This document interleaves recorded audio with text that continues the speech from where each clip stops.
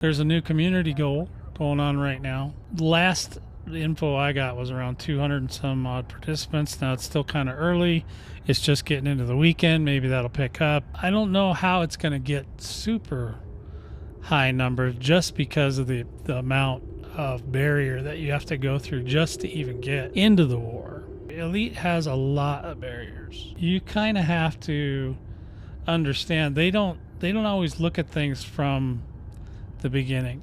They look at things from where things are more likely to be, I believe. They don't realize, like when I was gone for a long time, right, I came back, I had to do 3 months worth of work just so I could participate in the war itself. And I'd already been in for me almost 2,000 hours, right? And now I'm probably over 3 something. There was a lot of work that had to be done. The work is not intuitive. Like I said, you really have to know your way. You have to know what questions to ask. You have to know where to find things. And you do find these things over time, but the amount of time. Now, maybe for some people it takes longer, but I already kind of had a foot in the door, and I still struggled really hard with finding out what I need to find out.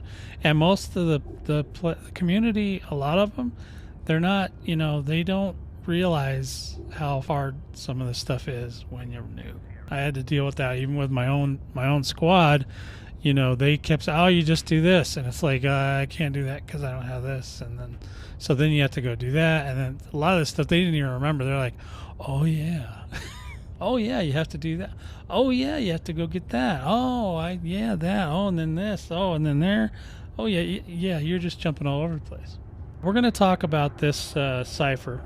Okay, Cypher was originally called Xenocaustic, and he was the first ship I built to actually be able to fight Thargoids in the surface-to-air combat zones, which invaded zones, right? And this is one of the problems that I want to talk about. The fact that they lowered barriers over time, right, of FDev. They lowered some of the barriers.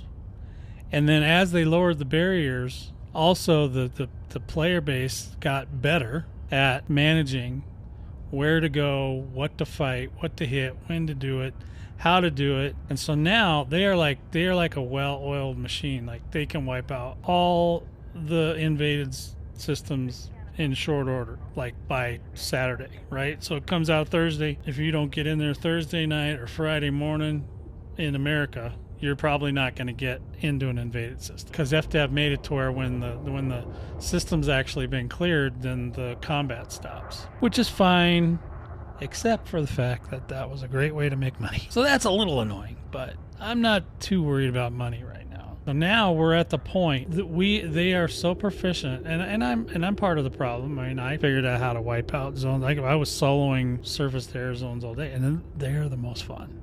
I'm telling you, the surface invaded systems, they are primo. They're so much fun. But right now they don't exist. So you can hunt Orthrus still.